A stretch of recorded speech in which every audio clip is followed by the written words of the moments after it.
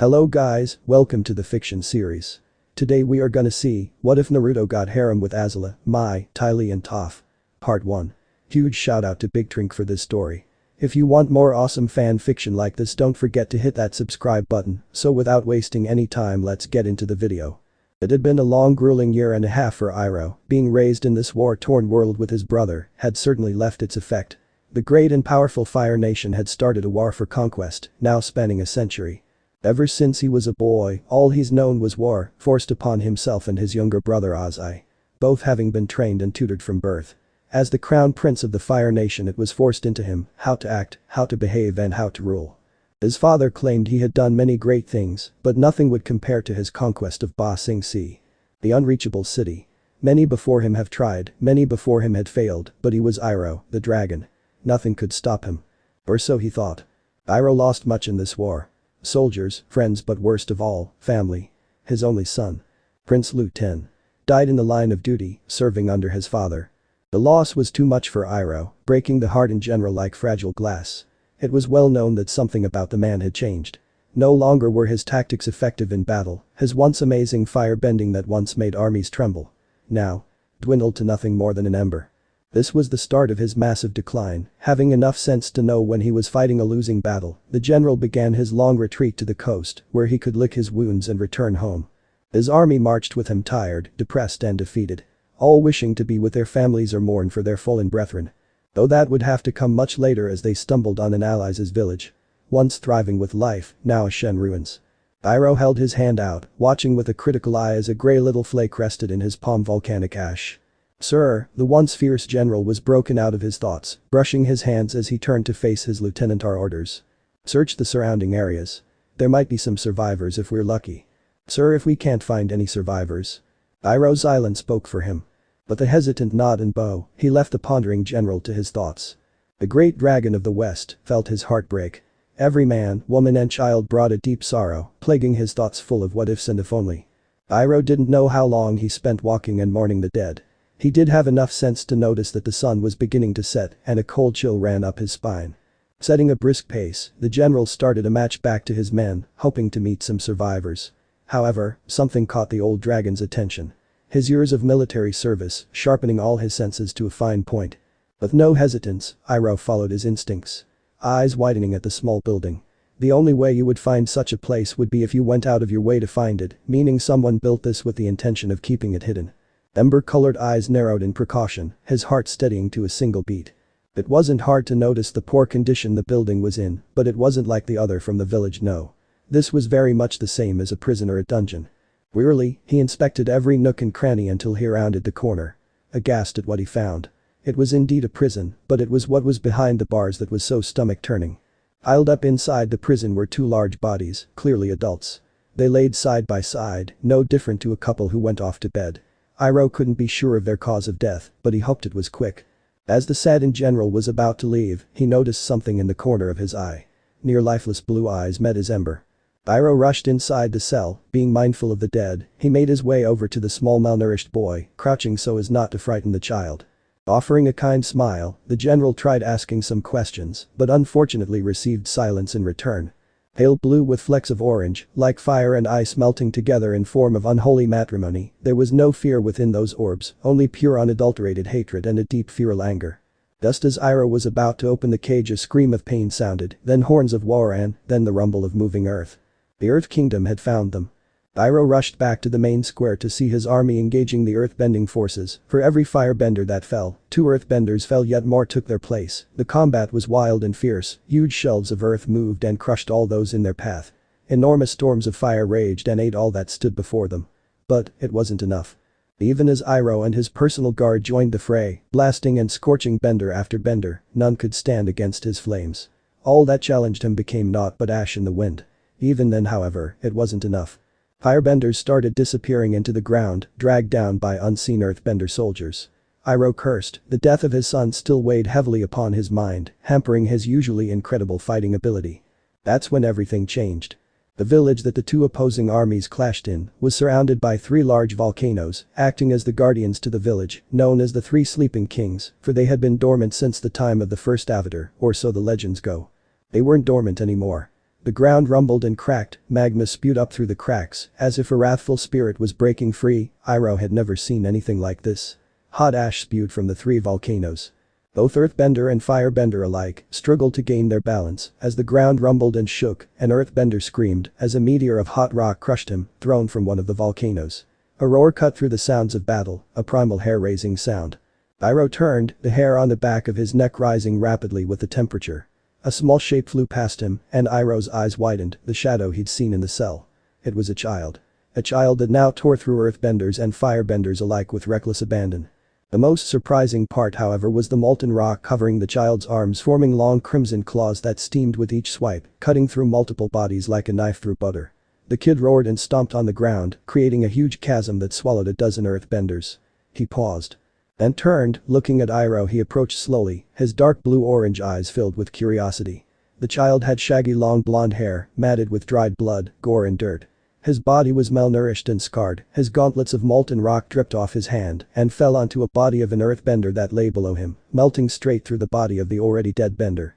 He took another step forward, the rags that formed his clothes were stiff with dust and crinkled with every movement. Around them the volcanoes finally started to slow in their eruptions. Their rumblings beginning to slow after their explosions. The child approached Iroh and his remaining bodyguards. The guards stiffened and prepared themselves to fight, stepping forward to defend their lord, only for Iroh to lift his arm. "My lord, we do not know if he is." The guard began, only to be cut off by a sharp look from Iroh. The child stopped and stared at the guard. He bared his teeth in anger, however Iroh slowly knelt down to the child's level. "Do not worry, you have nothing to fear from me or my men," Iroh said softly as he gauged the child's reaction. He hadn't stopped staring at the guards, but he'd at least stopped baring his teeth, a good sign so far. "What is your name, child?" Iroh asked as the child approached him slowly. The child beeped his head to the right in a curious manner. "What is your name?" Iroh repeated, this time in a slower manner. The child still looked confused. "My name is Iroh," he said slowly as he pointed to himself, trying to get the child to understand. The child's eyes seemed to light up slightly at that. It seemed he finally understood. "Naruto," the child basically whispered, his voice hoarse and rough. "I am Naruto," he whispered out before breaking out into coughs, his grimy head shuddering with the movement. Iroh looked at Naruto, concern flashed across his eyes. "How old are you and where are your parents?" He prodded. He winced as tears began to gather in Naruto's eyes, and the child started to sob uncontrollably. "My parents," he paused, hiccuping, "were killed. In cell." He finished, lifting his head to the sky and letting out a soul-piercing wail. The soldiers around them turned away from him, and some even shed a tear, barely seeming to understand what it was like to lose a family.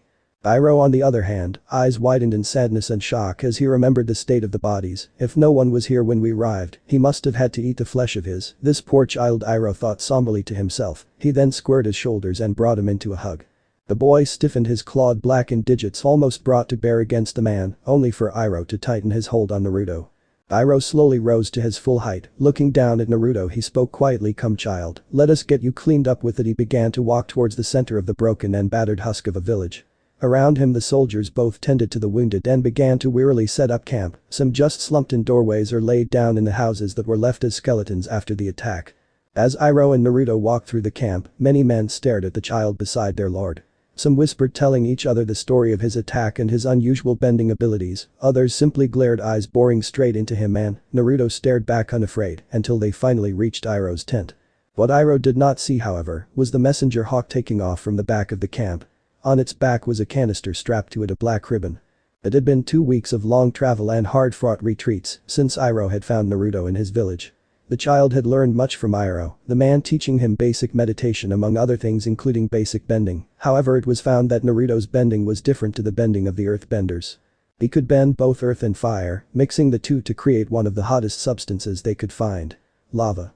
His earth and fire bending came to him naturally, as if he were born bending. His proficiency with fire, however, is what drew Iroh's attention.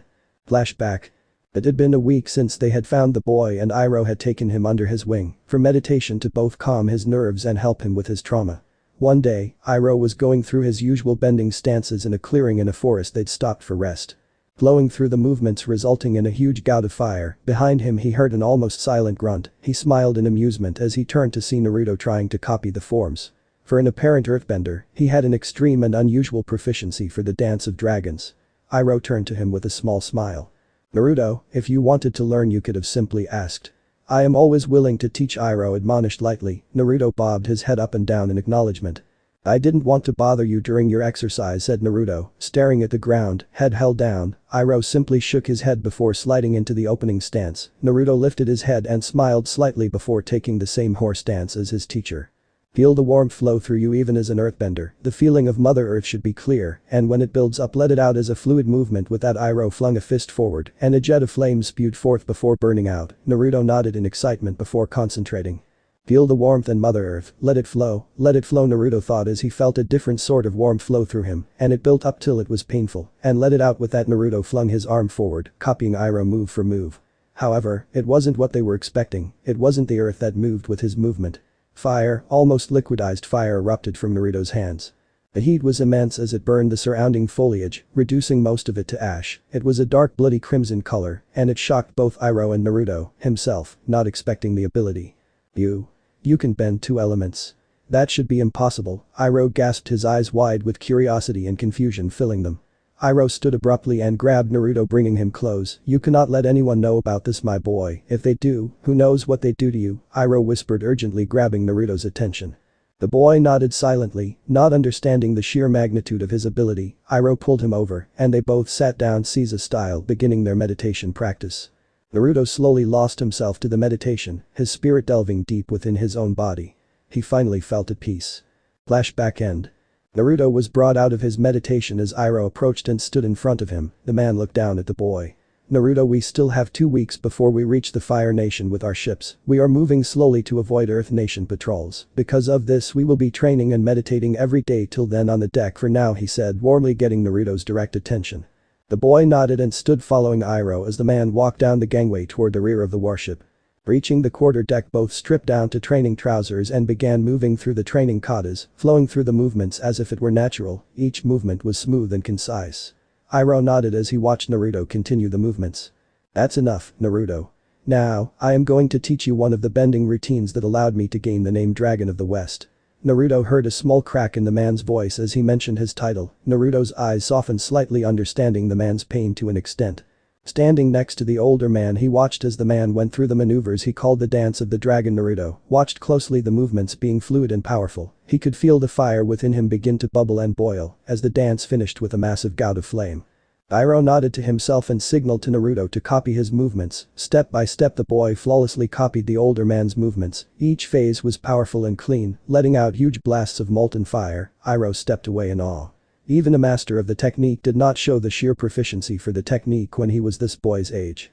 It was as if the boy was raised by the dragons himself. The boy finished off the dance with an enormous spout of flame that simply hovered for a couple of moments before dissipating into the air. Iroh strode over, his eyes wide, filled with pride and curiosity among other things. Slight fear was present too, which Naruto picked up on, but he pushed it to the back of his mind, storing that thought for now. Good job, my boy, that was amazing. I haven't seen anyone be so attuned to the dance of the dragon since my great-grandfather. It is almost like the fire itself loves you, he said, proudly placing a hand on Naruto's shoulder. The boy felt a surge of happiness stream through him, warming his heart ever so much. The wholesome mood was then broken as the large doors to the training deck were pushed open. 2 guards wearing full red armor with helmets fashioned into human skulls walked into the training deck. Iroh pushed Naruto behind him slightly and stood to his full height. What is it? Why have you interrupted? He asked, a singular eyebrow raised in slight confusion. The guard on the left stepped forward and bowed, speaking as he did so. Lord Iroh, we have arrived at Capital Island and are roughly an hour away from docking in the harbor, the guard spoke in a low, reverent voice. Iroh's eyes flashed to the small, curious form of Naruto, who still wore his training gi. Iroh finally made up his mind on what he had to do. Iroh kneeled down in front of Naruto. Naruto, go to your room and get dressed, there will be special robes waiting for you on your bed. Iroh smiled slightly after he'd said this. You'll soon be somewhere where you can be looked after and cared for. Naruto nodded and gave the man a slight smile before running off to his room. Iroh slowly stood and watched him leave, his smile turning thoroughly into a frown. Iroh stormed onto the bridge of his ship, a scowl etched onto his face. Why was I not informed of our arrival into Fire Nation waters, as I had asked for earlier? He asked, his voice stern and filled with heat. The bridge crew all bowed before Iroh in apology. I am sorry, my lord, but warships from the capital itself forced us to change course to the main harbor. Something about the Fire Lord wishing to see you immediately when you arrive, with or without your approval, the captain answered, his head low, but it was obvious he didn't care for Iroh's feelings on the matter. Alert me when we arrive at the palace docks and send a message to my father that I have arrived home. Iroh spoke, his voice now frigid and terrifying.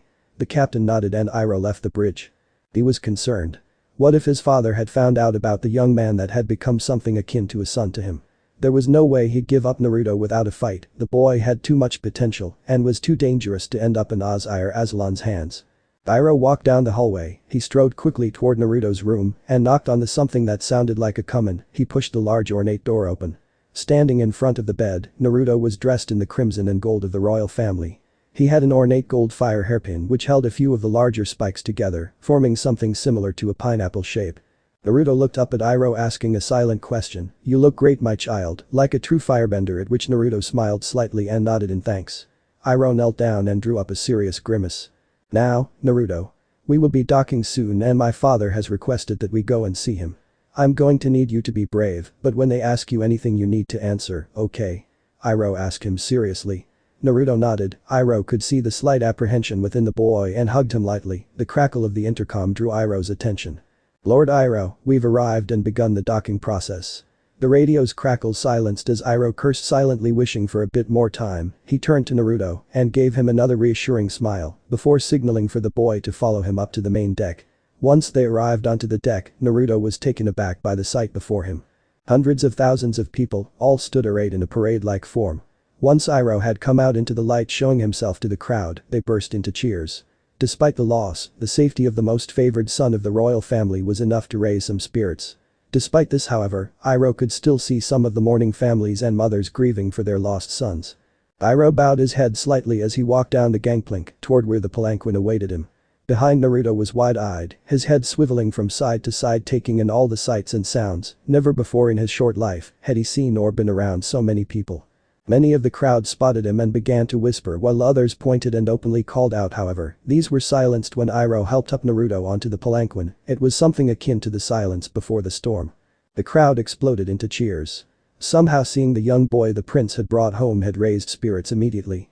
Some believed him to be foreign dignitary captured in the retreat from the citadel, while others believed him to be some young prince captured in a daring raid on the Earth King's summer palace. None, however, realized him to be something even greater. Naruto stayed silent for the entire journey, his eyes being locked onto the fast-approaching palace. It was at this moment he wondered, could Iroh actually help him fulfill his dream of wiping away the Earth Kingdom? Although he believed Iroh to be something similar to a father figure, he still didn't truly trust the man. After all he had known had left him. At that thought, a small tear slid out of his eye and trailed its way down his cheek. However, he was quick to wipe it away once they arrived at the gates of the large palace. Iroh stepped off the palanquin first. He carried an unusually serious air about him as he entered the palace, his young ward following dutifully behind. The air changed immediately as they entered the palace's throne room. Naruto could feel it. Pure danger, pure anger. The throne room would have been sweltering for anyone but the strongest of firebenders. Merely breathing at first seemed to scald and burden Naruto's throat and lungs. However, he slowly grew used to the heat despite only being there for a couple minutes at most. He followed behind Iroh as they made their way toward the base of the throne itself. An absolutely enormous blaze stood in between them and the Fire Nation's seat of power. On the throne, Naruto could just about see the outline of an elderly man behind the raging flames. However, he could feel the immense presence the man gave off. To their immediate right, a door opened and in walked in a man, a woman and two kids. The tall man that resembled Iroh to an extent, however he wasn't as well wide as his older brother. However, his form conveyed both power and agility. The woman behind him was the picture of beauty. Her long black hair falling down to her knees, held up only by the ponytail it was formed into with the symbol fire holding it together. Behind her stood a very cute girl, daughter, gold amber eyes peering into and capturing his own blue orbs. Her black hair was held up in a bun with a flame hairpin holding it together. Bangs fell either side of her head, framing her small face. Naruto could see the visible curiosity behind those bright orbs. Behind her walked a scrawny teen, his hair held in a top knot. The boy didn't give the image of confidence, for if he was a prince, and Naruto was sure a stiff breeze would probably blow him over. His cold black eyes also locked onto Naruto's. However, they were more jealous than anything else, sparking some confusion from Naruto. The group stopped and bowed down to the figure in the fire, their heads touching the ground, Iroh and Naruto following suit. A short time after, it was silent for a time before he spoke. "Who is this child you have brought before me, Iroh?" The voice was low and croaky, yet it still demanded respect. Iroh sat up and looked at his father, his eyes never reaching the figure's own. "Father, he is the child I found on the march toward the coast." He showed an almost unnatural bending ability at which the fire grew intense. You dare bring a filthy earthbender to my palace. As he spoke it, and it was as if a dragon itself had responded to Iroh's words. Naruto could see the sweat rolling down both his father's figure and the other's faces, but the other man's face, however, was as strong as ever. Naruto stood, ignoring the whispers, to kneel down from Iroh. My lord, my name is Naruto, no last name. Born in a disgraced village and left to rot by those same bastards you call earthbenders. He paused slightly, and the Fire Lord sat up slightly. The flames surrounding him began to grow hotter and hotter, becoming wispy and turning into a bright vermilion color, drawing all eyes to him. It was completely silent for a time, before the Fire Lord let out a loud booming laugh. Child, you believe yourself arrogant enough to speak to me in such a way. The man spoke, the controls of the flames wrestled away from the boy, blue overcoming the bright red. Iroh stood quickly enough. Naruto, father, the boy is trained within the ways of our own. He can bend in a way I have never seen before. At hearing that, the flames surrounding the Fire Lord cooled slightly. Show me. Iroh turned to the boy and kneeled down. Despite your he paused slightly, giving Naruto a dry look. Outburst. You have to show father your bending. I know your bending is powerful, but do not show everything, he whispered, his voice low and serious. Naruto simply nodded, filing away the man's warning for later. Stepping forward, the man's young ward bowed before the Fire Lord. The man leaned forward slightly, and at an invisible signal, two men entered the room. Both wore the Fire Guard armor, their helmets fashioned into the shape of a human skull with iron horns protruding from their skulls. They marched forward completely in sync as if they were automatons. Both men kneeled at the foot of the throne. These men shall be your test, boy. They shall show me if you are truly worthy of my attention. With a single clap, the test began. The center of the hall was cleared as an almost impenetrable barrier of flame appeared around all three combatants, sealing them in. The two men stood tall and began to circle the boy between them, their stances low and maneuverable. The first man threw a fist forward, sending a cascading wave of fire toward Naruto, who had stayed completely still. And remained so even as the fire washed over him. The cascade of flames began to swirl, forming a whirlpool around the boy. The flames themselves seemed to not harm him, as if the spirits of fire and ash seemed to favor him. The flames surrounding him began to compress, growing smaller and covering his arms. At this, the Fire Lord sat forward and narrowed his eyes. The flames formed two claws of intense flame. He lifted his right hand, pointing at the guard who'd instigated the battle. The flames around his arm pulsed as it shot forward in a stream of intense death. He dived out of the way, barely avoiding the heat death. The other guard capitalized upon Naruto's distracted state and flung two fireballs at him, both of which circled around each other before exploding into 100 smaller fireballs, peppering Naruto's positions and forcing him to jump out of the way. As he did so, he formed an orb of compressed liquid fire in his hand.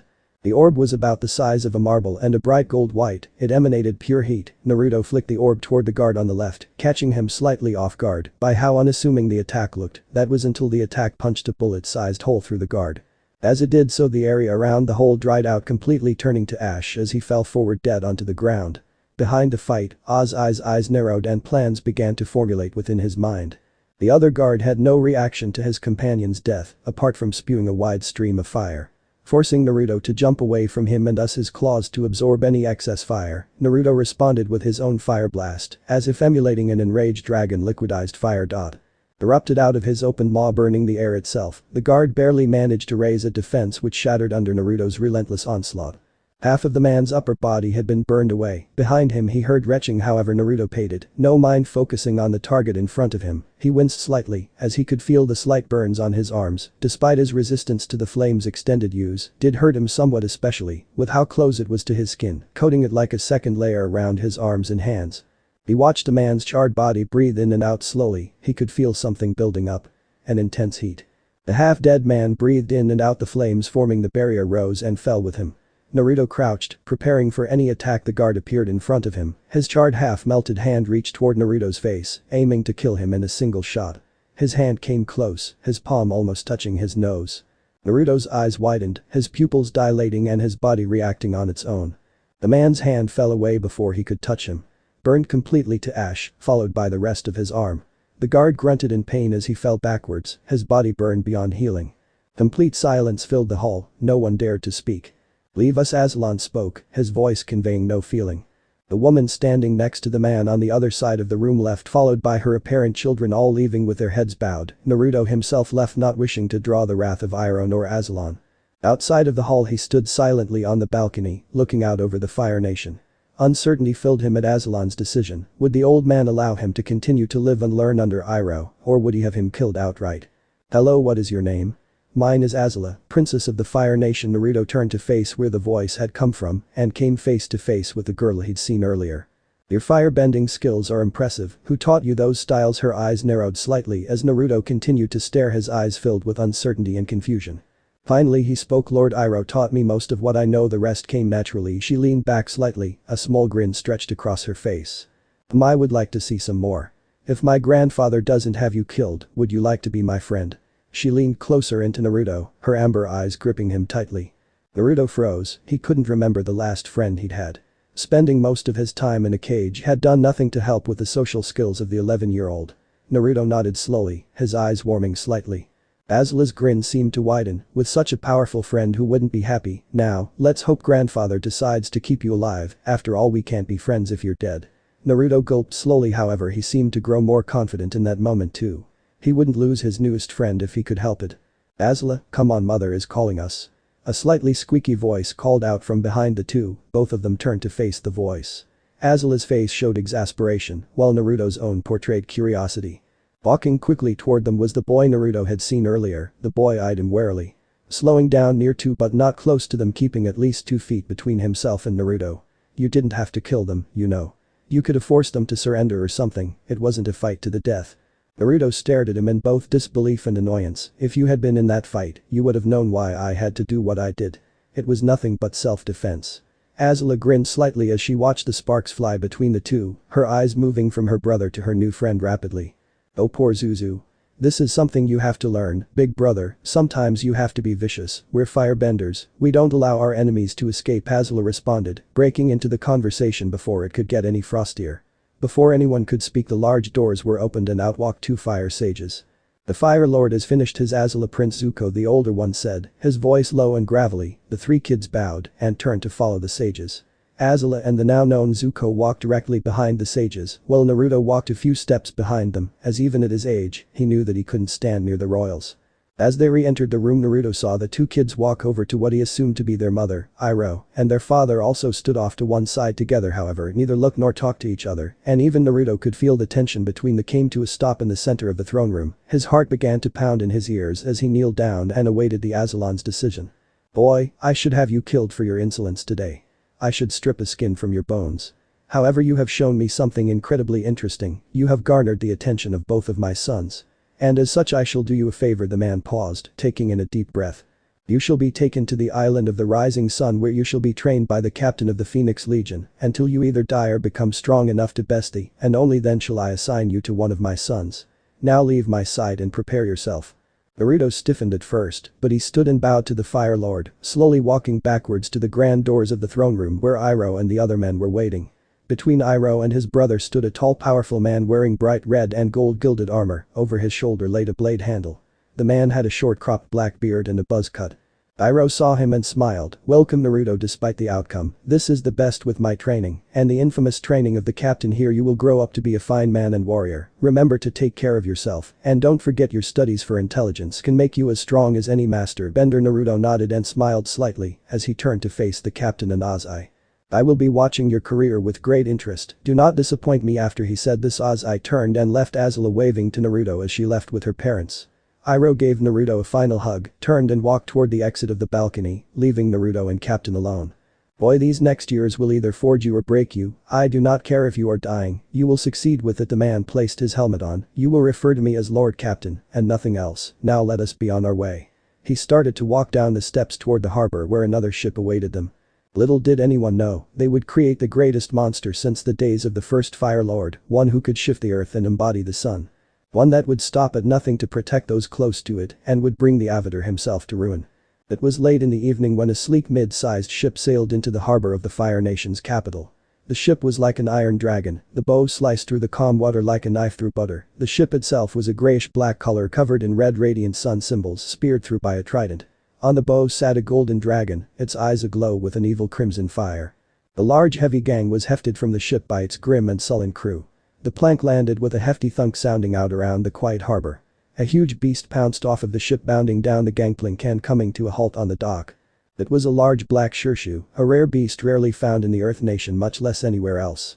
It was pitch black in color with a brown stripe that went from its nose to the tip of its tail. It had no eyes, all of its senses being diverted to the mole-like nose on the end of its snout which twitched and moved with the air currents. The beast's long tail swayed with movement as it licked around its maw with its venomous tongue. On its large furry back sat a shadowed figure. He wore a long black cloak that was lined with red. One hand was bare, while the other was covered by an armored gauntlet. He wore a grey bodysuit under a black high-colored tailcoat, his shoulders covered in silver armor, and his feet wrapped in solid black boots. His head was covered by the hood of the cloak hiding his identity. Turning back toward the ship, the figure watched as a squad of heavily armored Komodo rhino riders followed him off the ship, quickly dropping into formation around him. With a wave of his hand, they began to bound forward, their direction. The royal palace itself. 50 minutes later. The squadron stopped just before the gates of the palace, the guardians around them only ceasing their movements when they gazed upon the red suns adorned on their uniforms. The men dismounted, they moved in unison almost like robots, rather than men moving in lockstep toward the now open palace, crossing the threshold and moving deeper within, passing both servant and guard alike. They stopped before the throne hidden behind its usual curtain of flame. "My lord, I have returned," the young man said as he slowly began removing his hood, revealing a shock of blonde hair and a face as if sculpted out marble. "Naruto. You have become stronger, this, I can see myself, however you must prove to me how strong you are. Tomorrow there is to be an honor duel. I wish for you to fight it for me. Prove your strength." Aze's voice was comparable to that of rolling thunder, yet it almost hissed like a viper poised to strike. Naruto held in a shiver. The man's voice had always had a cold, apathetic aspect to it, almost as if he cared little about anyone but himself, as if everyone else was his plaything to use as he wished. "I would be honored to fight in your name, my liege." "Good, good. Now you may be dismissed. My daughter is in the main garden, and she may wish to see you before you go to rest," the man said, finally allowing Naruto to leave the throne room and head toward the palace gardens. By the time he had crossed the palace to the gardens, the full moon was up bathing the gardens in its beautiful light. There he came across the princess in one of her usual training patterns. Her blue flames flowed with each movement in small spouts or in large gouts, mesmerizing Naruto with their sheer beauty. However, even he could see the frustration within her movements, the anger flashing up with each blast of fire. As she completed her katas, Naruto walked up behind her. "You've definitely improved by leaps and bounds, almost as much as I have," he grinned as he said this. Azula whipped around and stared at him, her eyes wide with surprise and happiness, yet even he could see the sadness held deep within. She crashed into him, breaking him out of his reverie. He held her close, though after a couple seconds she pulled away. He'd heard about the disappearance of her mother, but he hadn't known how she'd taken it or what had been said beforehand. She was restless and angry. It showed on her face, something that was recurring ever since her mother disappeared. It left Naruto at a loss. He didn't know what to do or how he could help the angered princess. He did take notice of something, however. The word monster. Something about her shifted. Even though he had mentioned it when their conversation had stumbled upon his moniker, she'd still reacted, and he'd seen it. She shrunk in on herself. The usual beefy and arrogant princess was gone. All that seemed to be left was a sad, broken girl. It seemed as if the world itself had swallowed her up and had begun to crush her. "You know, just before mother disappeared, Zuko and I had an argument. He was being a fool and was defending a small duck turtle. Puny thing really, the runt of the litter. The little creature wouldn't have survived another week even with its mother. I had told him it was better for the beast to be put down out of its misery," she sniffled. Naruto hugged her closer to himself as she spoke. "I went to push Zuko out of the way and burn it to ash instantly, but the thing bit me," and Zuko laughed. "So, I incinerated it, completely. It felt nothing." But Zuko screamed, her fist started to clench. He could feel frustration turn to rage. "He called me a monster, and that woman. The woman I called my mother called me a monster." Bright hot tears began to flow down her face. "Everyone believes me to be a monster. But..." She turned to him, her bright amber eyes practically aflame as she captured his own blue orbs. "Do you think I'm a monster? Do you think I shouldn't have been born?" Her question caught him off guard. He hadn't expected her to be so vulnerable. It took him a moment to answer. To Azula, the moment was more like an entire year. The flickers of emotion flashing across her best friend's face only made her feel more insecure. "You think it too, don't you?" Naruto remained silent, watching as Azula turned to face him. Her eyes red and wet. "You're just like them. The servants, my friends and my mother. You think I'm a monster?" That small ember was quick to turn into a raging fire.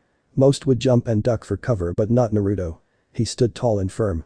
With almost no hesitation, he grabbed her into a hug, her previous torrent of words cut off by Naruto's firm, strong chest. Azula found herself slowly being rocked. And a low hum began to reverberate from his chest. Azula, this was the first time he had ever used such a serious tone with her, especially when they were alone. "I have seen monsters." The man who left my parents in that spirit-forsaken cell was a monster. The corrupt council of that goddamn village were monsters, those foul avatar worshippers were the worst of the worst, but you? You are not a monster. Azula burst into tears at that, as Naruto lightly hummed her to sleep within his just sat there, together. Next day. Naruto hadn't seen who he would be fighting, he hoped he could just end it fast and not have to deal with any backlash or drawn-out fighting. Though he hoped he could have seen Iroh before he went to engage for the Iroh, the man was nowhere to be seen. And it was so, after carrying the princess to her room, he had gotten a good amount of sleep in and had awoken to a decent breakfast. Now however he was briskly walking toward the Iroh stadium, from what he could hear it seemed everyone was already there and waiting for the challengers, he'd hoped that it would be someone good enough to garner his attention, otherwise there would be no point using all his abilities. And here he stood, just before the gates to fighting grounds themselves, his face set in a neutral stare, as the gates were slowly drawn open by the two thralls on either side, he noticed his opponent was yet to arrive. Knowing to pay his patron the respects necessary he kneeled before the Fire Lord awaiting further instructions. The man rose, and as he did so all talk within the stadium silenced. The Iroh between the ward of my family and my eldest son shall begin. Now. He roared the last word. Naruto felt the world around him still, as the doors opposite to his position were drawn open, and the skinny boy was pushed out. He could feel the Fire Lord's eyes upon him, almost pushing him to kill the boy. No, he would finish this as quickly as possible without harming the boy too much. Although he cared little for Zuko, he did not wish to kill or maim the boy accidentally, he had not deserved it yet. Naruto stood before the boy, Zuko's eyes were filled with fear, though within that fear, Naruto could see hints of anger and betrayal. Naruto fell into his horse stance, his left hand behind his back, while his right was held in front at an angle, signaling Zuko to charge him. No words were shared between the two, as the disgraced prince kicked forward a fireball at Naruto, trying to overwhelm him in a single move. The fireball was simply pitiful however, and Naruto batted it aside with a single swipe. Naruto blurred forward dropping into a leg sweep, forcing Zuko to jump above the leg, only to be forced back by a heavy kick to his chest. Sending the boy flying back wheezing heavily. Naruto moved toward him intending on finishing the match quickly, the boy had not deserved anything too harsh. As your prince I order you to cease, Zuko whispered harshly as Naruto came in close to grab his head. Naruto paused, his head tilted slightly in confusion. What was this boy trying to do? Zuko took advantage of the pause and blasted him in the face with a heavy stream of fire, getting gasps from the crowd around them. As he jumped away from his opponent, Naruto simply brushed off any soot that remained on his face. It was a good attack, Naruto would give him that, but it was futile. Zuko began grow more and more frustrated, every attack was deflected or simply absorbed, nothing he did mattered. He could feel the cold eyes of his father and the clear uncaringness of his sisters on him. There was no way this man that stood before him was even close to his age. Naruto's eyes held nothing. No anger, no fear, nothing. Simply a void that absorbed everything that it touched. Zuko's anger blazed, he knew this boy was looking down on him, not even seeing him as an opponent to use his fire against. Zuko roared in anger, emulating a fierce dragon, flames spewing out of his mouth. Don't you dare look down on me, you monster. Zuko's fire bathed Naruto in its heat, washing over his body and trying to turn him to ash. The blaze was so high and so hot that even Azula himself raised an eyebrow, while those weaker that sat around the stadium covered their eyes or shielded their faces. Iroh himself was surprised and proud of the flames he'd helped his nephew to cultivate, however the man's face was still grim, he knew what was to come, he hadn't prepared Zuko to fight someone like Naruto, the boy was a prodigy, almost as if the spirits of fire and the sun itself had given the Naruto their full power. And now it showed. The entire stadium began to heat up, soon all but the strongest firebenders began to sweat. Zuko's eyes bulged, Azula leaned as far forward as her status would permit, Iroh's eyes narrowed as he slowly began to rise. The crowd around them began to gasp in awe and terror. The center of this all. The swirling tornado of fire and smoke, which was slowly being compressed, swirling into the palms of the barely harmed Naruto. The boy's sheer rage was evident on his face. Naruto's eyes simply glowed with the anger and fire of a vengeful god, all Zuko saw after was darkness. Naruto rushed him, the compressed ball of flame being thrown into the air, showing his prowess and control as he began pummeling the prince, punch after punch, each blow crushing both the boy's spirit and his body. But Naruto knew better than to completely cripple the fool, however he'd grow to fear the blonde for years to come. Naruto snatched the sun-like ball of fire out of the air, slamming it against the left half of the prince's head. The boy didn't even get a chance to scream, as the ball was crushed and exploded in a long sharp stream of fire, which shaved off and erased Zuko's entire left ear and sealed his eyes shut. The now disfigured prince fell to his knees, his eyes wide with pain and fear, his mouth open and moving, but simply no words leaving it. Naruto looked up at the Fire Lord looking for the man's decision, receiving a nod to the unanswered question as the adolescent before him collapsed into the dirt. Turning away from Zuko's limp body, Naruto locked eyes with Iroh, the old father figure, giving him a look of severe disappointment, the look forcing even more regret down upon the boy's shoulder. However, it was Azula's look of triumph and even glee that made him feel different. It wasn't sadness, nor was it even happiness. It was simple apathy. He didn't care what Zuko thought of him, and while Iroh's feelings meant a lot, they were simply overshadowed by Azula. His charge, the one he'd protect till the end of his days and even further beyond. Later that night, Naruto was worried. The sheer silence of the night is what worried him. Usually there would be the chatter of the guards doing their rounds, the quiet whispers of maids and VE3N, the odd cry of a child. Yet, there was nothing, not even the sound of the cicadas and crickets. Naruto leapt out of his bed as he heard the loud shrill scream of a maid, one which was quickly silenced by a wet snap. Naruto cursed, his senses having not picked up this would-be assassin. He jumped through his open window, swinging to stand on the courtyard above his room. There he found the bodies of 4 sun guards, their faces blue and cold. He knew exactly where they were going, and he'd erased them from existence. As Naruto rushed down the corridor, he could hear the sounds of fire bending and battle taking place further down the hall. He increased his speed till he was not but a blur to those who still lived and could see him. The large double doors which led to the courtyard before the throne room were thrown open, and within the courtyard 30 of OOC's best firebenders were fighting for their lives. The team, composed of both waterbenders and earthbending mercenaries, had somehow snuck into the palace and were now rampaging toward the main rooms of the ruling family. Naruto couldn't have that happen and potentially have Azula hurt. As such, he struck, flames spewing out like a river, catching 2 of the 8 benders off guard and melting their bodies to mulch. This, however, caught the attention of one of the earthbenders, who tore a piece of the courtyard and tossed it at him. Naruto grinned at the man's impertinence, ripping away the control of the boulder and sending it careening back at the shell-shocked mercenary. He managed to slow it enough that it wouldn't hit him. However, he didn't notice the red-hot hand punch through the boulder and his chest till it tore his heart out. The mercenary collapsed with barely a wheeze. Those guards who remained retreated to the doors leading toward the inner sanctums, while the mercenaries themselves circled Naruto wearily.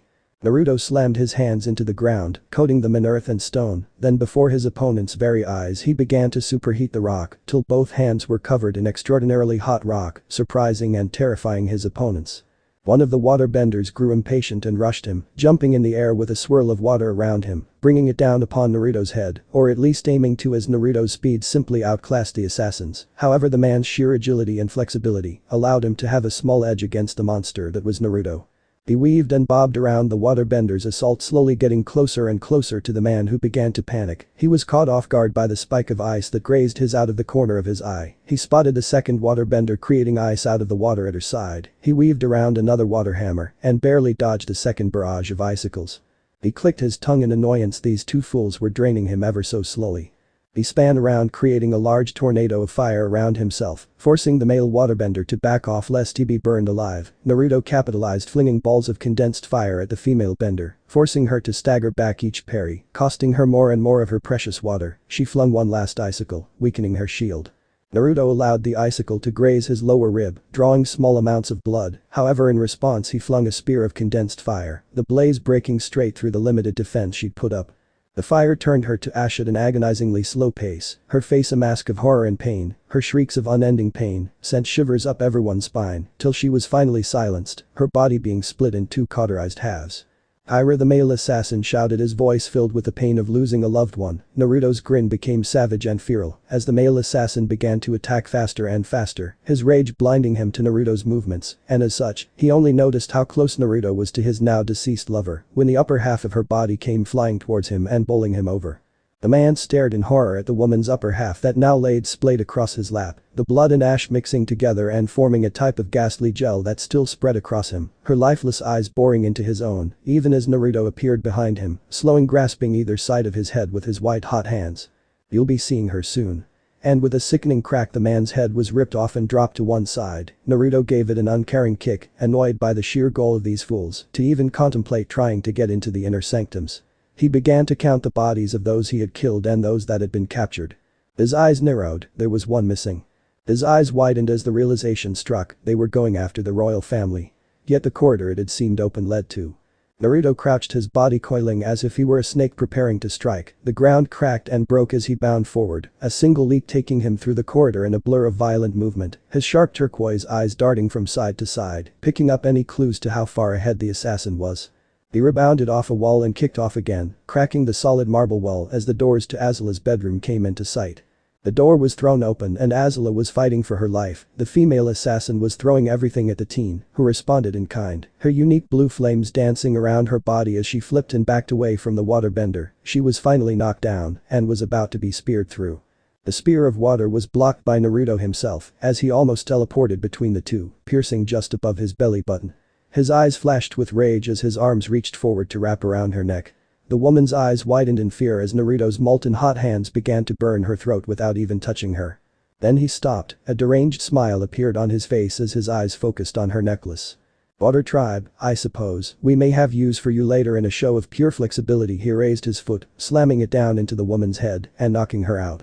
He fell to a knee. The numerous cuts on his body combined with the hole and stress of the night of fighting had drawn the fatigue, finally forcing him to rest.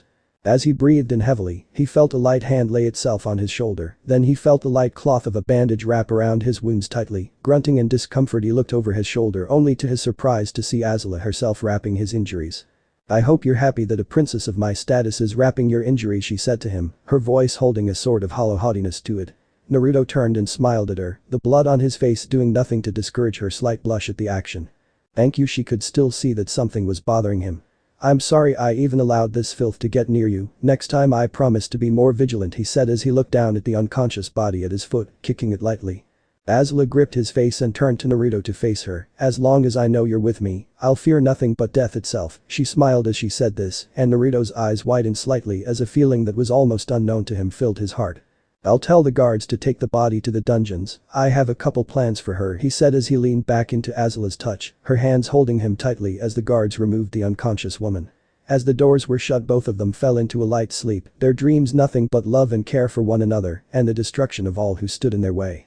Next day, Naruto stood in the dungeon before the woman who had tried to execute his love, his liege, and he would show her the error of her ways. The woman had her mask removed and her long brown hair had been cut short. Naruto stared down at the woman, her arctic blue eyes intense yet afraid. Naruto struck her once with a straight backhand, forcing her head to one side, bruising her eye. "I am going to ask a couple questions. Every time you say something I dislike, I break something. And the more you lie to me the worse it gets." She spat in his face, the solid clump of saliva landing directly on his cheek. It was burned away as quickly as it landed. Naruto reached down, gripping a long piece of earth that appeared just in front of his leg, and blew on it, quickly heating it up to the point where it was almost glowing. "I'm going to enjoy this very much, now try not to scream." 2 years later. It had been 2 years since the assassination attempt, 2 years since Naruto had began to drain the information from the would-be assassin. He learned many things from the woman, one of those things stretched to why he was now rampaging across villages that had just been absorbed into the Fire Kingdom.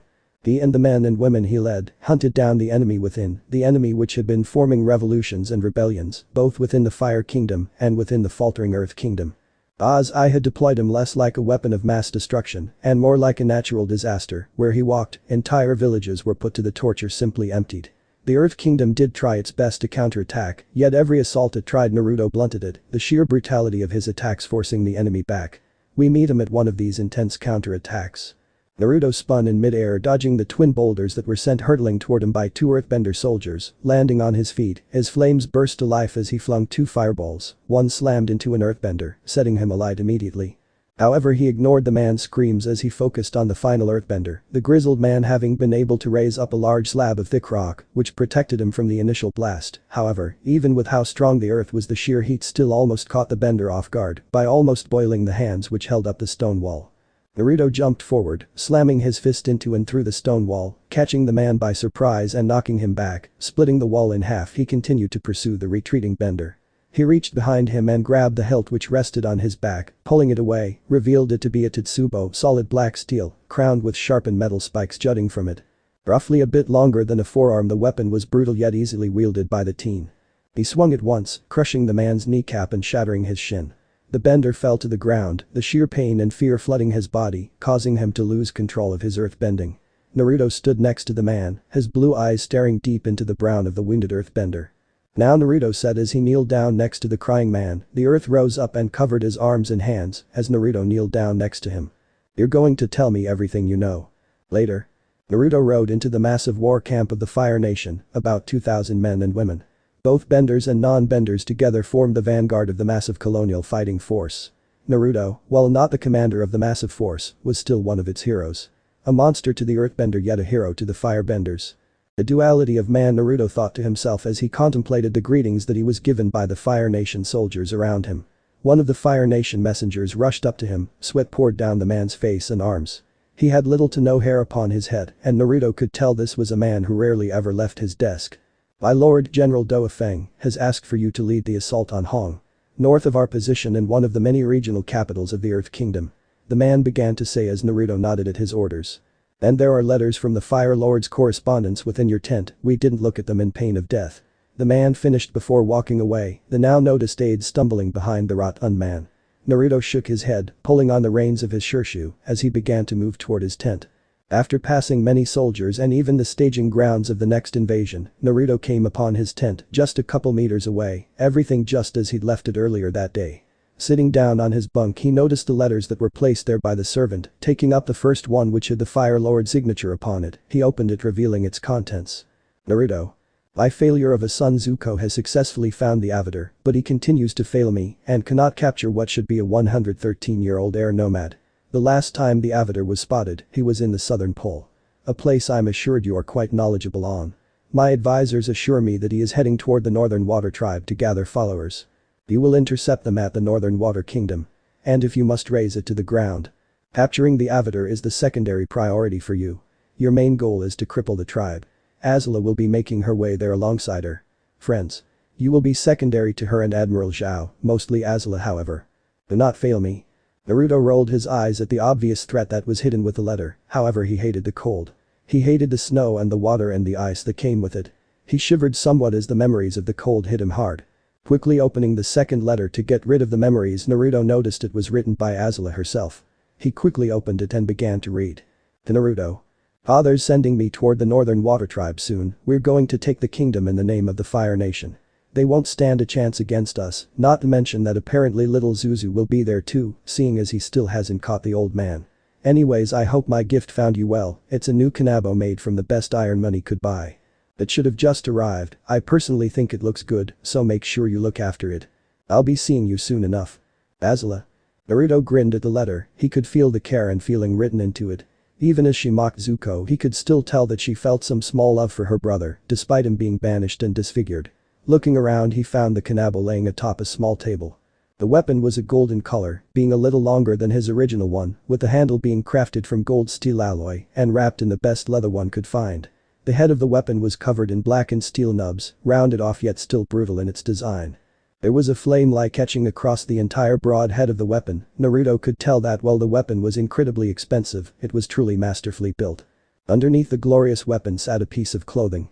Lifting it up, Naruto realized that it was a beautifully tailored red and white haori. On the back sat the symbol of the Fire Nation, as well as a blue flame, representing his link to the Crown Princess. Naruto smiled bashfully as he put the haori on and saw how well it fit. Taking it off he then placed it back onto the table, trying to get some sleep before the great siege. 3 hours later. Naruto woke up to shouting and sounds of mobilization. Getting up slowly, he was greeted to the sight of an army private kneeling by his tent flap. What is it, private? Naruto asked the small wiry man. Sir, I was sent here by the general. The assault is to begin within half an hour, he wishes for you to be in position as soon as possible. The scrawny man said before quickly disappearing back into the streams of soldiers rushing about.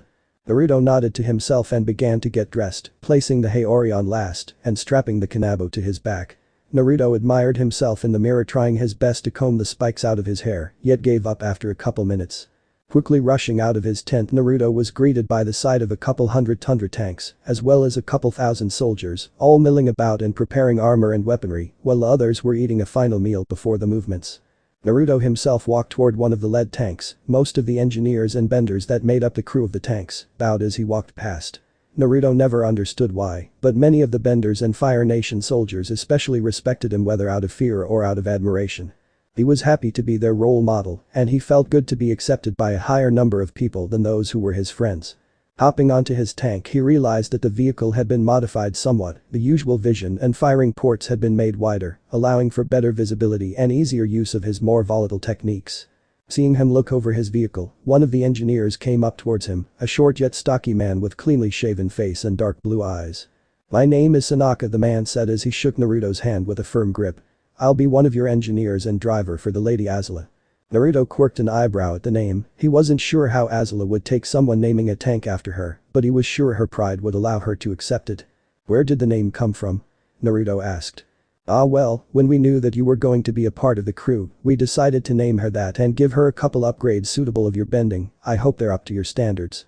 Naruto nodded. "It's a pretty good looking beast, though I suppose we should probably get in and get ready to move out," Naruto responded as the engineer nodded, and they both began to make their way toward the vehicle, where they met the last of their crew.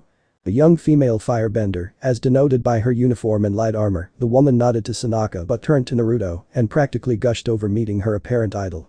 "I'm so happy I got to meet you, sir. You're a big inspiration despite being attacked and protecting the princess from those rebel scum. You're here fighting alongside us, rather than being holed up in the palace." The woman's long tirade of words came to an end as she finally realized something. "Oh, I'm such an idiot, I forgot to tell you what my name is. I'm Sunam. I'll be your secondary gunner and engineer," she said with a bright smile on her face as she quickly grabbed Naruto's hand. Instantly Naruto felt as if Azula had felt a disturbance and was now setting fire to everything in her vicinity. But he would never know how true that actually was and probably wouldn't want to know.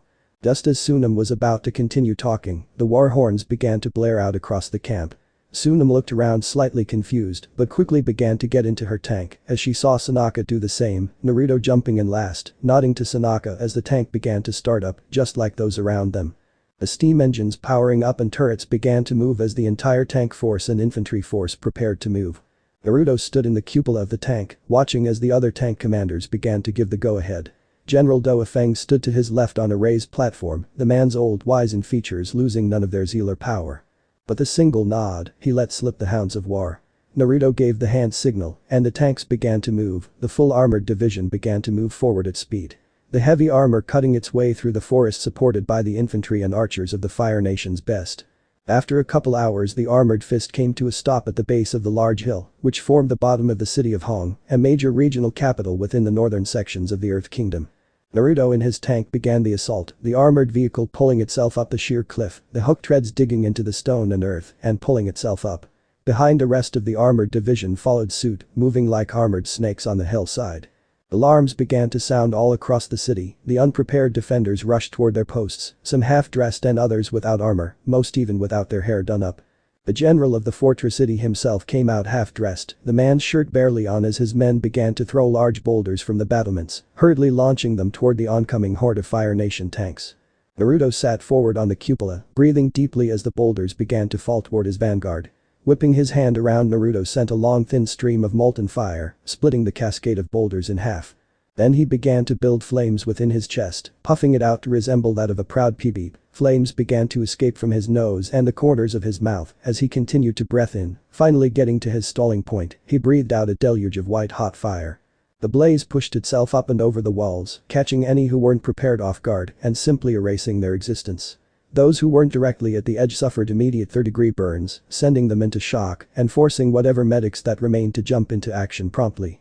Even as reinforcements dashed toward the parapets, however, it was simply too late. Naruto's armored divisions had either punched their way through the wall or had simply scaled it and were now pouring over the sides.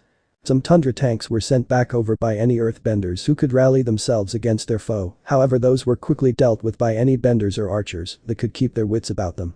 "Sanaka, keep us moving forwards, don't stop at all. Tsunami, when I say so, take my position on the tank," Naruto called back to his crew. The older man nodded and continued to pull on the levers that kept the tank moving, crushing two earthbenders beneath its metallic bulk. "Will do, sir," Tsunami called back to him, her sweet voice slightly drowned out by the sounds of the engine in battle.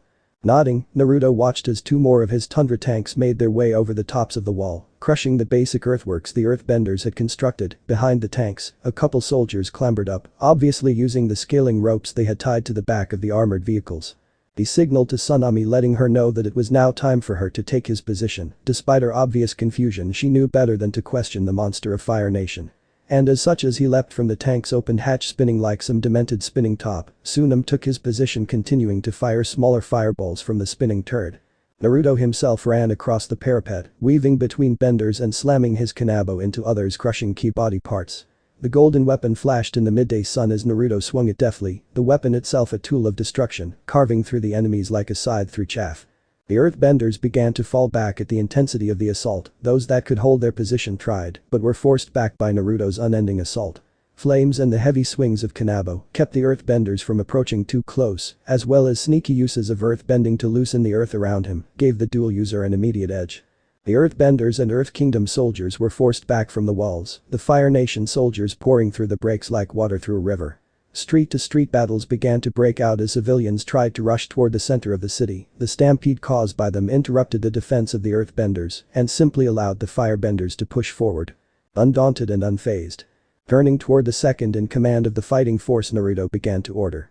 "I'm taking 2 men with me to secure up the eastern flank and force the enemies back. Make sure that the enemy does not stall us here. Do not disappoint me, Commander." The man began to sweat but nodded and agreed to his orders. Naruto signaled to the 2 Imperial firebenders behind them, and the 3 leapt from the walls down into the streets below, rushing through the streets, 2 firebenders beside him as he headed toward the earthbender counterattack. The assault had been going roughly to plan. Most of the earthbender redoubts within the city had fallen or were in the process of being attacked and pushed out. He focused his mind as he and his men came across the remnants of the fire soldier rearguard, engaging the bulk of the enemy forces. The firebenders and non-benders desperately clashed with the earthbenders and earth militia, the green-colored tide forcing the soldiers back step after step. Those elite firebenders that fought could only do so much, especially against the earthbenders and the masses of militia. The earthbenders simply tore up the earth, shielding whatever forces they could from the powerful benders. Naruto and his 2 firebender allies attacked from the rear. Much to the shock of the earthbenders. None of them were aware of the 3 benders behind them until it was too late. Naruto and the twin benders struck against the group, Naruto himself the first to engage. With a single gesture of his hand, a wave of liquidized fire sprung from the limb, setting those closest to him alight quickly. The Imperial benders snapped out of their silent awe and began to rain fireballs down on the earthbenders, whom upon being attacked scattered as if they were beeperches. The earthbenders spun around, few being quick enough to throw up large earth barriers, while others were incinerated too quickly to put up a fight. Those earthen barriers that did stand against the flames didn't stand against Naruto's superior earthbending. But the single stamp, the walls and barriers the earthbenders had produced crumbled into naught but dust before their eyes, leaving them open to the lances of fire that followed up, turning their bodies to ash. The earth militia stood no chance against the brutality that both sides showed as they pincered their enemy. The remaining Fire Nation rearguard pounced upon their now deafened enemy, tearing those that didn't run into chunks, while burning those that tried to run to a crisp. Naruto turned to the commander of the rearguard, a tall stern-looking man who, despite being wounded, still held the apparent respect of his men. Naruto approached him, looking down into the tall man's face. "What's your name, soldier?" The man looked back up at Naruto. "My name is Sarverts, my lord, Lieutenant First Class of the 4th Division. Where is the commander of the Eastern Strike Force?" "He's meant to be ensuring that things like this do not happen," Naruto asked, his eyes narrowed slightly. The lieutenant shrugged as best as he could. "I do not know, we were simply sent here to reinforce the lines and ensure things like this didn't happen. We didn't expect such a large force to surprise us like that." "Well, Major, you've done a good job here. Make sure to get yourself to the rear of the lines and healed up in time for our victory." The man's head quickly snapped up at those words. "Major?" But by the time the man had asked, Naruto had already disappeared, the twin benders following suit. Shrugging, he continued his orders, knowing it was better to follow the orders of a monster rather than a fool. Naruto continued down the street, kanabo in hand, a cold grim look struck across his face. He walked past the bodies of both firebenders and earthbenders. The firebenders he passed, he made sure to take their identification so they could be buried. However, any earthbenders that he came across were left to rot. As he made his way through the streets, Naruto came across an injured earthbender. The man's stomach had been torn open and he was breathing heavily. Naruto gripped the dying bender by his throat, his sheer anger at most if not all earthbenders flowing through as he began to heat up his hand. "Where is your general? Where is the governor general of this city?" The man simply shrugged at Naruto questions, spitting on his boots. Naruto rolled his eyes. "Well, you're useless to me it seems," he said as he dropped the earthbender, forcing a loud groan from the man. Walking past him, he continued down the street. After about half an hour of walking, the street ended in a large brown citadel. The pallid brown walls were cracked and scorched, yet still held firm. Within, Naruto could see about 200 earthbenders and non-benders, as well as the countless civilians he could feel beneath the towering fortress. From what he could feel, this citadel was either the last or one of the last redoubts left within the city. Everything else had been scoured, and as such the tundra tank divisions began to surround the fortress, some with ballistae, while others had the simpler fire-bending turret. Though all movement stopped when Naruto and his two bodyguards arrived on the scene. Moving through the heavy fighting vehicles and soldiers, Naruto came to a halt where he knew the entrance to the fortress was. Waiting for a bit, he finally called up to the defenders on the walls. "Earthbender General, whoever you are, you've got two options. One is to fight me, and if you win you will regain your city and you can kill me. The second is that you will surrender, and all the men of fighting age will be sent to the Boiling Rock prison and other such labor camps. What is your choice?" Naruto didn't react when he felt the vibrations of the man's movements through the fortress. From what he could feel, the man was quite physically imposing, tall and bulky, yet this meant that he was slow and clumsy in his movements. But he wouldn't underestimate the large man, not when so much was on the line. Finally, a large stone door collapsed, revealing a long dark tunnel where the massive general stalked out. The man was easily almost 7 feet tall and wore thick Earth Kingdom armor. Each sheet of metal was thick and covered large portions of his body. The only part uncovered was his head. A thick bristled beard hung off the man's face, and a short squat helmet sat on top of his head, covering the top half of his face. "I am General Hu Dongji, Lord of the region of Hong and commander of this garrison. I shall fight you, and I shall defeat and kill you, bringing your head before the feet of the glorious Earth King." The man's voice was similar to his bending, dull and similar to that of grinding rocks. Naruto rolled his eyes at the man's bravado, knowing full well that the Earth General would never see the light of day again. "If you'd stop blabbering so we could get on with it, I'd be incredibly happy." The man growled in anger, drawing a large warhammer from behind him and summoning a large shield made from the earth itself. Naruto grinned at the general, hefting his large kanabo. The older man moved first, showing some speed as he made a quick charge toward the younger boy. Naruto quickly rolled out of the way, responding with a quick yet devastating backstrike, which shattered the back of the man's cuirass.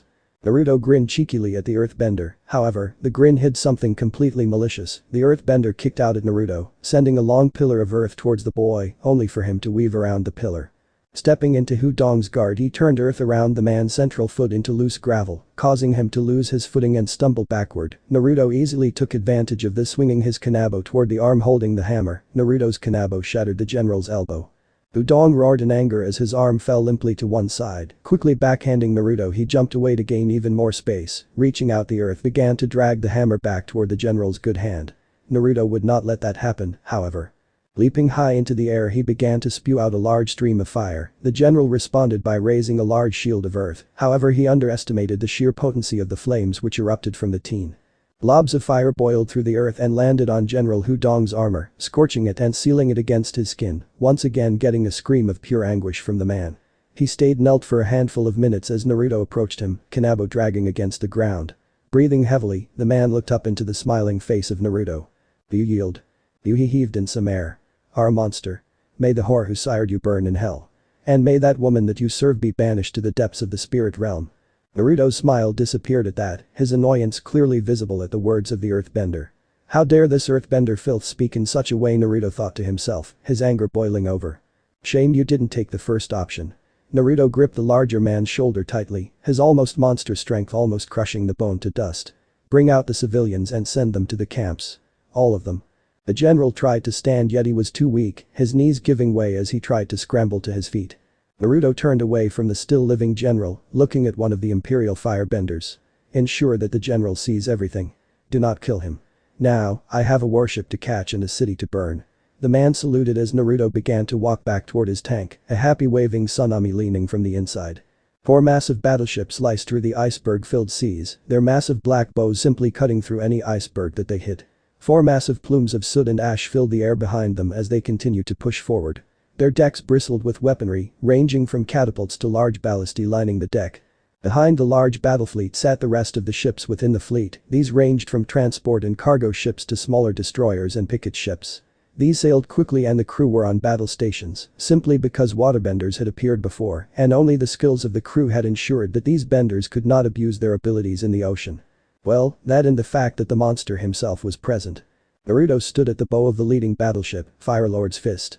His Haori flowed lightly in the wind as it continued to sail forwards. A slight chill went through his body, and he cursed lightly, knowing what that meant. "We're getting closer to the north." He thought to himself, there was a slight possibility that he would meet Azula and even Zuko within the icy citadel. He really couldn't wait.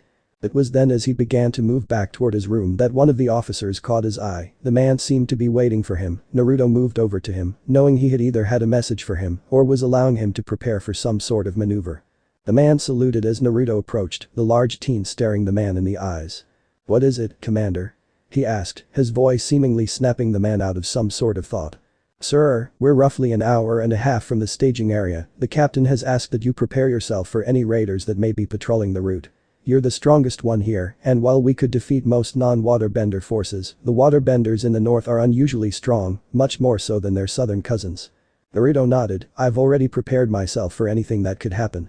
He placed a hand lightly on the shoulder of the commander, giving the man a reassuring smile. "Nothing will happen to the fleet." It seemed he spoke too soon.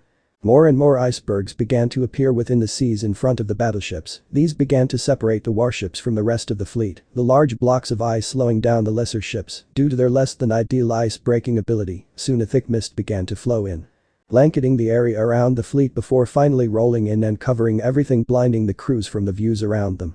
Naruto's senses began to go off, wildly alerting him to the fast-moving projectiles off the starboard side. 13. Naruto began to smile. All men to their battle stations. 13 targets port side. One of the watchmen cried out, his voice finally filtering down to the rest of the crew, who began to scurry around to their war stations. Naruto slowly turned around, not seeing much, bar the mist and the edge of the ship. However, the sea around the ship began to churn, first slowly bubbling and low swishing, as if in a small swell, then it began to buck and kick, as if it were a wild stallion being saddled. Naruto practically dug his feet into the metal of the deck as the first large wave broke over the decks of the ship. Naruto unclipped the kanabo from his back, swinging it around and slamming it into the deck in front of him. The large spike sticking from its top anchored him in place. The commander wasn't so lucky, however, and he was quickly swept from his feet. The water was ice cold. That wasn't good. Naruto began to breathe heavily, in then out, each breath creating more and more steam. In. Out. In. Out. Soon smoke began to rise from his nostrils, thick black smoke as his breaths got deeper. By now a second wave had struck the central ship. Any firebenders who could fight were on the deck prepared for their enemy. And so they came. 13 robed and armored waterbenders ascended onto the ship, driven forward by a large rogue wave. The first of the 13 landed amongst a group of firebenders, bending the water around him into a large circular saw. This was sent spinning toward the bridge of the flagship, intending to cripple the ship and then pick off the crew. Just as the saw was about to touch the bridge, an intense gout of fire burned it away, the stream practically burning away any mist that it touched. The waterbender turned to where the stream came from as his compatriots engaged the firebenders around him. The stream had come from Naruto himself. The monster had smoke rising from his mouth and nostrils, and the very steel he walked upon was hot as his ambient body temperature was increased by his intense bending ability. He truly looked the part of a monster. However, the waterbender was truly fearless as he moved to engage the dual bender. Naruto swung first as he approached quickly. The waterbender slit beneath the first swing, taking the opportunity to respond with a heavy hammer of water, slamming into his chest and stomach and forcing him back slightly. However, Naruto responded in kind, kicking out with a superheated foot and almost scorching the entire right side of the waterbender. The man grunted in pain and then tried to close the distance with the firebender, hoping that his apparent superior hand-to-hand skills would carry the day. He was foolish. Closing the distance once again with the monstrous bender, he attacked, striking out with a palm thrust. Naruto dropped the kanabo. Leaning around the palm strike, he responded with a heavy fist. The waterbender just managed to duck under the strike. He kicked out, the kick slamming into the side of the firebender. Naruto grunted at the heavy action, responding in kind. Naruto struck him with a back fist, grinning savagely as the bender was flung away at the action. Around them, the elite waterbenders were slowly being pushed back by the larger numbers of firebenders. Naruto paid this no mind, however, as he charged the waterbender once again, a vicious sneer splayed across his face. He threw a quick right cross, and the bender stepped back, avoiding the blow. However, he played into the feint as Naruto spun, using the momentum of the punch to throw himself into a spinning back kick, striking the solar plexus, forcing the bender in two. Naruto followed the chain with an uppercut, landing the combo and forcing the bender back. The man cursed, then growled at Naruto, lifting his arms as the seas responded to his gestures. The warship began to buckle and twist, the seas becoming more and more untenable. Two large tendrils of water flowed up behind him, akin to tentacles from a raging kraken. "You have a kraken. I have a dragon." The waterbender threw his arms forward, sending an enormous jet of water forward towards the firebender. Naruto responded in kind, exhaling and releasing a jet of purifying flame. The flames burned through the stream of water, practically turning it to steam immediately. However, it didn't stop there. The waterbender had no time to react as the jet of flame washed over his left side. There was no scream, nor any cries of pain. The man slumped down, falling to his knees. His entire upper left half had been vaporized. No sound escaped from the man's covered head as Naruto approached him. He lifted his foot and kicked the dying man from the deck into the sea, knowing that by the time he'd hit the water he would be dead. Naruto looked over his shoulder, seeing that the waterbender ambush force had been either killed or forced away. He fired off a fireball into the sky above them, acting as a signal flare through the mist, and after a couple of moments the mist started to thin as more and more flares went off, signifying the fleet was relatively still intact. General Naruto. Naruto turned to the feminine voice that had called out to him, coming face to face with the female first officer. The woman was tall and had a singular eye, the other covered by a black sewed eye patch. On her shoulder sat a small animal. It was small and furry, yet it had large ears and a bushy tail. "I'm First Officer Hinata. I was told to tell you that we are under an hour away from the Northern Water Tribe, and once we arrive we will be one of the main tips for the siege breaker," the woman said to him as he nodded at her words. "Tell the captain to have a platform ready at the bow of the ship." He paused as she saluted and was about to turn away before he remembered something. "Oh, and tell the captain to ask if Lady Azula is going to be at the siege." The second half of the request was said in a different and lower tone than the first. The woman nodded, storing the thoughts that she had away. The battleship lurched as it began moving once again. Black smog turned the sky dark with ash. 1 hour later. The battle group finally arrived. And before them was the entirety of the Fire Nation's northern fleet. 60 battleships and an even larger number of picket ships sat in the bay facing toward the city. The city was protected from the ships by a massive curtain wall, which towered over even the largest of warships. The city behind was beautifully formed from ice and wedged between two massive glaciers. Smoke rose from the city as the large siege ships continued to launch burning trebuchet rounds over the walls. However, the large presence of waterbenders ensured no flames got out of hand, and the waterbenders responded in kind, launching their attacks in response. Most fell short, and others just ricocheted off the armored hulls of the behemoths. The warship Naruto was stationed upon continued to slip its way through the fleet, weaving between the battleships like some iron-skinned shark. The warship came alongside another battleship, this one dwarfing Naruto's by a decent margin. Gold lined the bow and aft of the ship, framing its night black hull. However, the ship was by no means undefended, bristling with all manner of weaponry ranging from catapults to ballistas and flamethrowers. Naruto stood on the bow of his battleship as the crews began to link the two ships. He took a look at the mast, knowing it would hold the flag of the fleet commander. He groaned in annoyance at seeing the crescent flame. He knew this commander well. The man wouldn't shut up. That same man was standing on the deck of the ship as his sailors lowered the gangplanks. The officers of Naruto's ship saluted the man as he held an arrogant smirk on his face, which almost slipped at seeing Naruto. "Ah, finally the Crown's attack dog has arrived. I've been expecting you for a while now. However, as much as I'd like to chat, we have a siege to begin." The man turned away and began to walk away toward the bridge of the warship. "Oh, I beephead, I'll begin the siege of you seeing as your warships can't break through a simple wall," Naruto called after the man, getting him to turn around in anger, sparks flickering off his skin. "How dare a mere dog refer to me in such a way? Do you know who I am, mongrel? I am the Great Admiral Zhou. Right Fist of the Fire Lord himself." At this point, black smoke had been exiting the older man's mouth and nose, his anger visible. Naruto simply stared at him, eyes narrowed, a small smirk spread across his face at seeing the admiral lose his composure. Naruto turned away, ignoring the now fuming man. He looked up, seeing that the sun was now at its highest point. Naruto knew he and his firebenders would be at their strongest. "Tell all ships to have their strongest benders at their bows and prepare to launch on my order." The officer who he directed the order to saluted and ran toward the communication station. Admiral Zhou continued to stare at the back of the bodyguard, unsure of what he wanted to do. Naruto moved to the bow of the large battleship, placing his kanabo to one side and taking off his haori and throwing it to one of the sailors. He stood, revealing his scarred yet muscular upper body. He began to breathe, his bender, while not as powerful due to the cold and ice around them, he knew it would be just strong enough combined. Flames ignited on his hands rising from his. The flames seemed to swirl and rise as if they were akin to water. He stood with his palms up, almost as if he were praying. The voice spoke to him, an arcane and ancient voice which seemed to send his blood boiling. Yet it was comforting all the same. "Listen to me, child. The Avatar is within those walls. If you wish to protect that woman, you must kill him. I know this, yet I know not what you are, nor how you are doing this." He thought back to the voice which hummed in agreement, then it responded. "All you need to know for now is that I am the torchbearer, and I shall bestow upon you a gift." Naruto felt the flames which now wrapped around his upper body increase in intensity. Around other powerful benders also felt their inner cores strengthen, their bodies overall becoming stronger as the sun rose to its highest point. None knew it was a spirit boosting their ability. With the strength you have, you can bring down that wall, use those around you to help you. But remember, you must kill the Avatar. His reincarnates have done wrong to not only you but to myself as well. Naruto nodded, he slowly began to go through the katas, his movements fierce and strong. His eyes glowed as if they were alight with blue flame, around him other firebenders caught on to his movements, they began to follow, flames building around each of the benders, which then began to quickly move toward where Naruto was gathering the flames.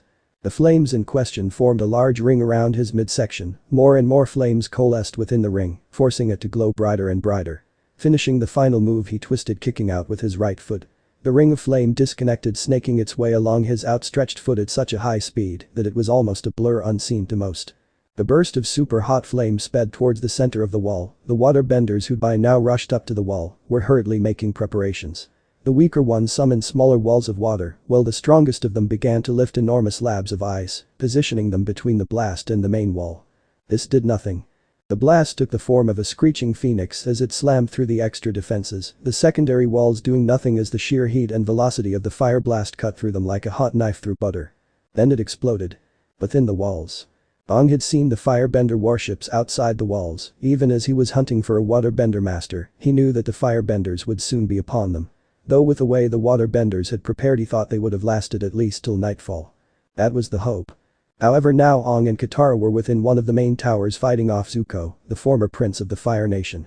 The team was powerful, but the combined effects of both Katara's waterbending and Aang's airbending had managed to freeze the burned prince in place. Then the hair on their arms rose. Zuko started to shiver, not because of the cold, but because of fear. He's here, he shouldn't be here. The team continued to whisper. Who's here? Aang asked, perplexed. Yet there was no answer, as he was about to approach the prince. It happened. A bright flash. Then a loud earth-rumbling bang. Aang looked over to where the sound and flash had occurred, and sheer horror overtook his facial expression. The enormous wall which protected the tribe had buckled, the center had been pushed upwards before tumbling down as it collapsed. Any man who stayed on the wall was dead, either evaporated by the blast or simply crushed by the collapsing wall. The edges of the wall had just about remained standing, but there was a gaping maw within the center of the wall, enough for multiple battleships to dock, and now Aang realized. The Fire Nation had begun offloading troops. He had to help. Somehow. With Naruto. The flames which had covered the older teen finally evaporated, revealing slight black marks which ran across his arms to his fingertips. The dual bender was tired, incredibly so. Falling to his knees, he watched as the Fire Nation soldiers swamped through the now open gap in the wall. Other benders burned holes through the wall in other sections, allowing flanking actions. Naruto took deep breaths, looking over his hands and tracing the ash-black markings. What are these markings? Why have they appeared? Is this your doing, spirit? Yes, these markings show that you are our champion. The spirit in question responded. Naruto tilted his head slightly. Our. He thought back to the spirit. Yet the spirit remained silent.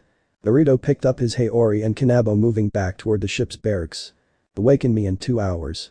He told one of the sailors who stood at attention, and the woman saluted in response. Naruto knew the siege would last well into the day and night, especially if the Avatar was there.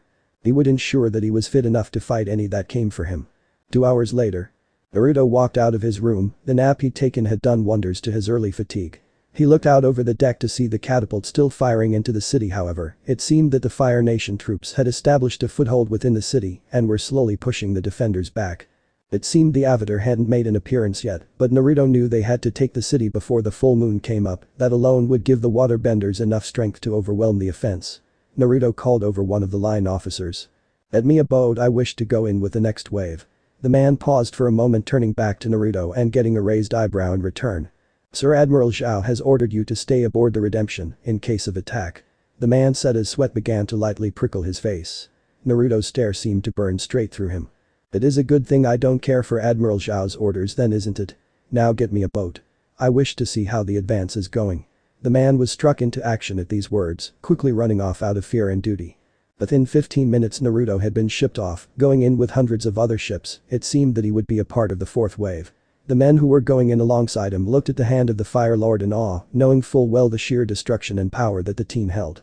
Naruto looked around as the ships came ashore, landing within the gap of the wall that he had created. The men disembarked around him, and with the shouts of officers, began to make their way into the city, prepared to relieve those who were still on the front lines.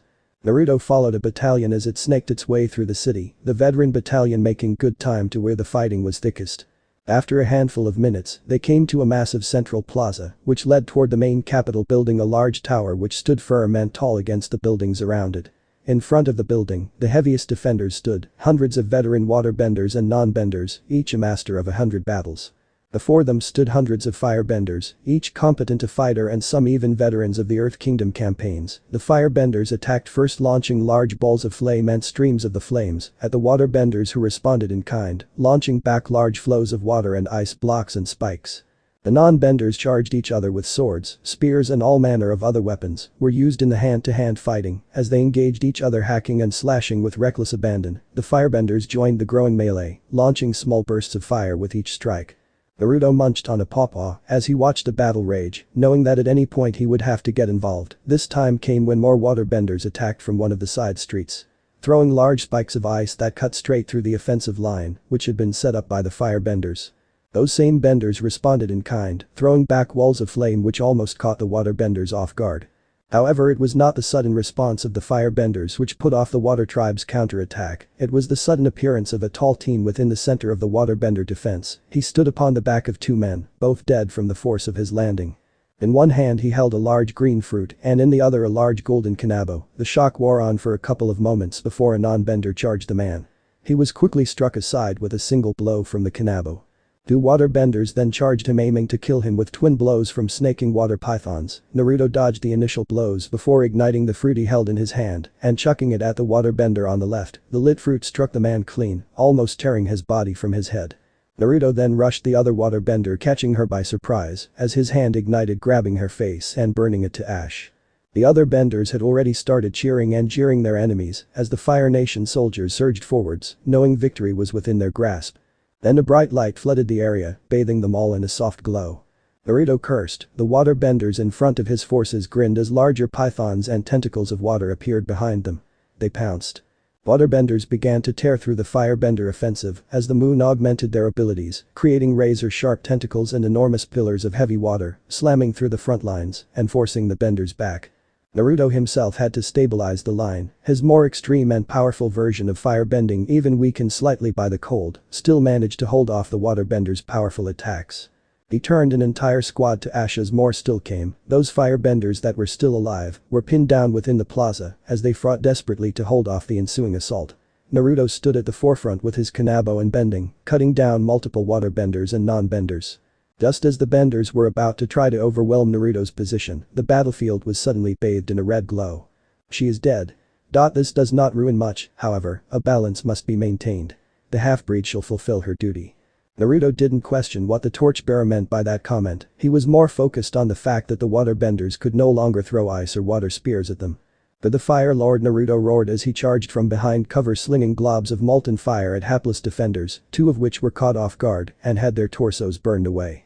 The other Fire Nation soldiers followed behind, shouting their oaths to the Fire Lord. With the moon red and the waterbenders lacking their ability, the firebenders began to quickly overwhelm the defenses. Both non-benders and benders alike surrendered as Naruto led the large battalions toward the capital building, slaughtering any who refused to surrender and arresting those who did surrender. Then, as if the tide itself changed, a bright blue glow began to stretch from a valley behind the tower. The torchbearer within Naruto's mind began to growl and sneer in anger at the power it felt. That power, it is him no doubt, yet he has bonded with the ocean spirit. Child, do you wish to win over this kingdom? Do you wish to humble the Avatar? The spirit hissed into his mind. Naruto withheld his answer for a moment. For before him stood an enormous being made from blue water. The amount of spiritual energy which radiated from its body seemed to send every sense haywire. The water tribe members who still lived bowed before the beast, basking in its glory. Those of the Fire Nation began to attack it, throwing everything they could. Trebuchets, fire blasts and other weaponry seemingly bounced off the monster. It swung its arms, washing away hundreds of troops in a single swipe. How can we defeat such a being? How can one defeat something so powerful? The torchbearer seemed to laugh, a loud booming sound which reverberated throughout Naruto's skull. Do not underestimate one such as I, child. I am a being descended from the sun itself. Now, do you wish to stop him? The torchbearer's voice seemed to speak softly, knowing his choice would be cemented within the history of the world. Naruto stood silent as the spirit continued to rampage through the city, wiping away many of the Fire Nation's contamination. One of the soldiers ran up to Naruto. The man was seemingly soaked and his expression fearful. Sir, the commanders are calling a general retreat. We cannot continue the assault with that thing defending the citadel. Naruto said nothing.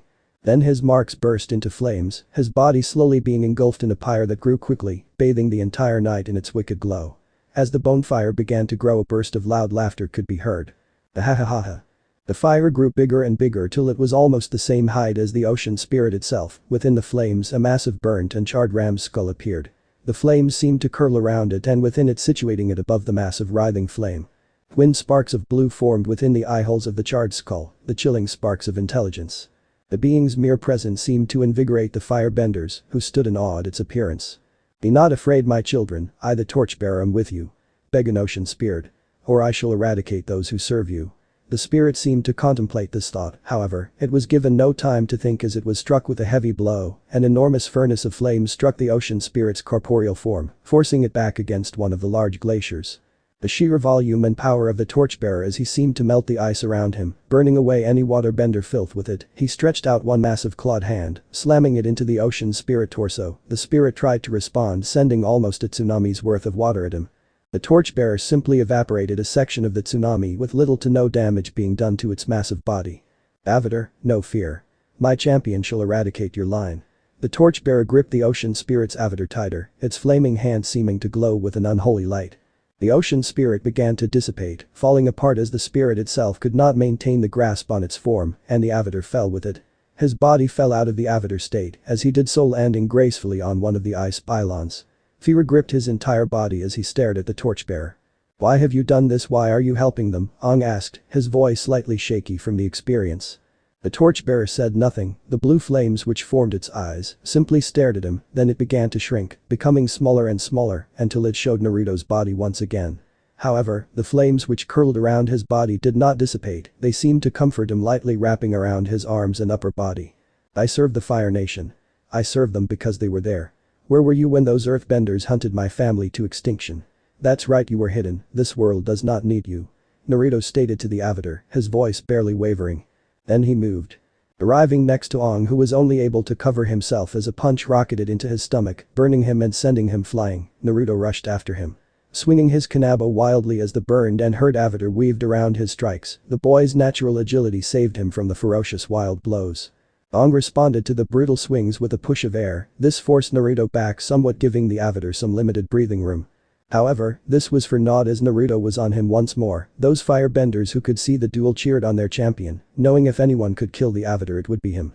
Naruto caught the young man with a brutal uppercut, this rattled the avatar, sending him slamming into a large piece of rubble. Naruto strode towards him, his purpose evident as he raised the golden kanabo. However, he was stopped mid-swing as a heavy blast of water smashed into his body, sending his body careening away from the terrified avatar. One of the master waterbenders had arrived, and the man's Fu Manchu mustache waved in the wind lightly. Run, avatar, you must find another bending master. Quickly. The old master said as Naruto began to rise. Ong quickly began to run, whistling loudly. A loud bellow responded to the whistle as a massive white behemoth rose from behind the tower. The flying bison. Naruto took no notice of this, however, as his arm embedded itself firmly within the waterbender's chest. The man was barely able to speak as the hand was torn out, his body falling limply to one side. Naruto almost collapsed as the adrenaline slowly left him, the spirit's energy finally running dry as he made his way toward the palace. 3 days later. The Northern Water Tribe had fallen. Those who could run had run, fleeing in every direction. The fools had scattered like beepriches. And now the commanders of the Fire Nation's invasion force stood at attention. Within the throne room, all except the monster himself. He sat by the throne lounging against the ice sculpture. Soon trumpets began to play loudly. Banners were raised by those soldiers at the edges of the room. The need for pomp and ceremony was revealed as the princess of the Fire Nation herself walked through the doors, clad in light yet strong armor. She strode over toward the throne, her bodyguards following behind. Azula took a seat, the throne slightly hissing as she did so. Naruto leaned back onto her legs, his head resting on her lower thigh as she played lightly with his hair. Her bright amber eyes locked with his own bright blue ones, practically speaking without actually saying a word. Then Azula spoke. Hello Naru. I've missed you dearly. Her hand lightly stroked his face as she softly spoke those words. So this part ends here. Alright, that's it for today's video guys. Let me know in the comments section how was the story, and also don't forget to like, share and subscribe. I will meet you in another video. Bye bye.